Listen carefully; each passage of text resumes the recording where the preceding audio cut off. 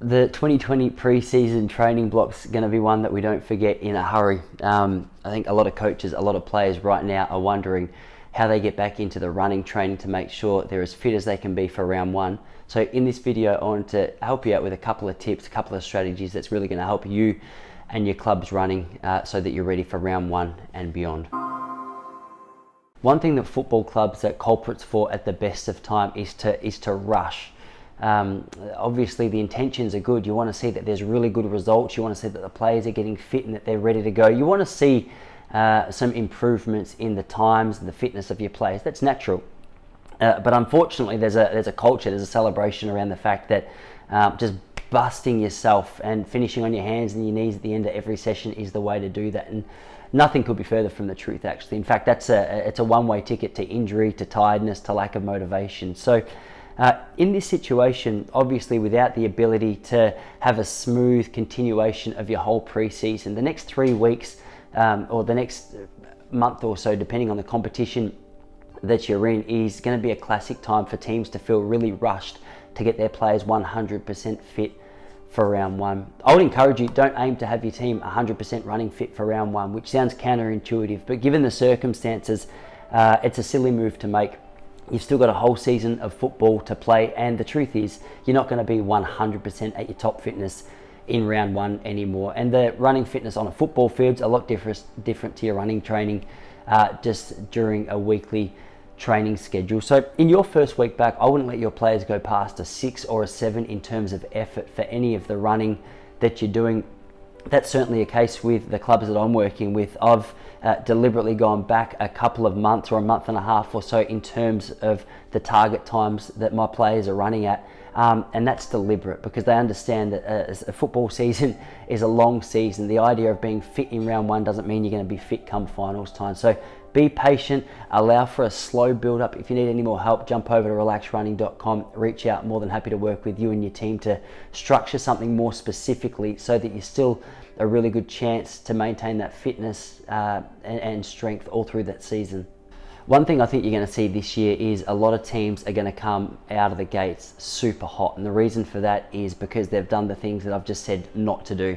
There's going to be a lot of teams that rush the fitness, that get their boys and girls ready to go come round one.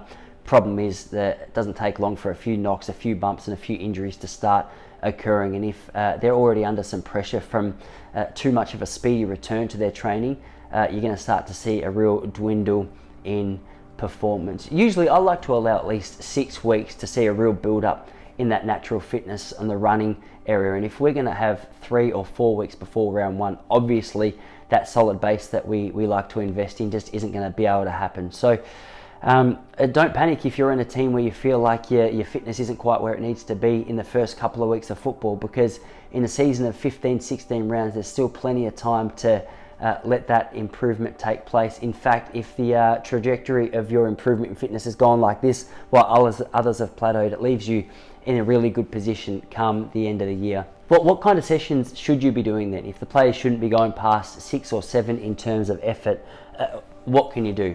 Well, I structure my training in a couple of different ways with the clubs that I work in. We do long, slow running, up to, depending on the fitness level of the player, it dictates how long we can run there for, but up to 40 minutes of just long, slow running as a bit of a foundational base. But the key ingredient, the most crucial, I think, for footballers is some interval training where you run some faster reps with a gradual decline in the recovery time. So if you're doing 200s, I would encourage you guys to get their players to do a 200 meter time trial as fast as they can, and then add on 10 to 12 seconds on that time and run starting at 6 up to 10 reps of 200 meters, 10 seconds outside their fastest 200, with about 45 seconds to a minute recovery. With the clubs I work with, we gradually increase the speed that they're running the reps and decrease the recovery. Obviously that leads to aerobic strength and speed endurance, and really crucial. It's really solid training for football clubs, matches the fitness requirements really nicely. I also wouldn't rush too quickly into the 100% speed component of the training.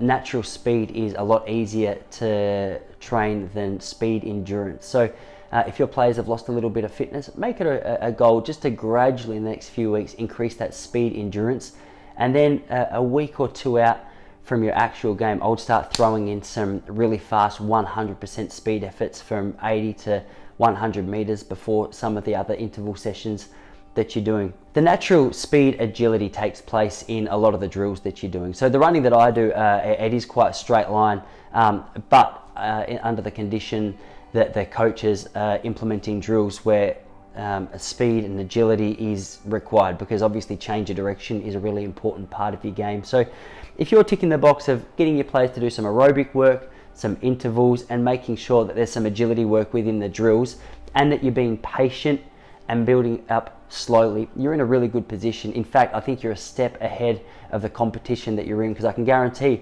there's a lot of players who are rushed, who are panicked, and who are hurried, who unfortunately, based on what I've seen in the past and based on what a lot of experts are saying around the world at the moment, are going to be culprits for injuries. So best of luck with your training. If you need more, relaxrunning.com will help you out. Just reach out to us over there, and I'm more than happy to send you some resources or partner up with your club to give you some more solid guidance.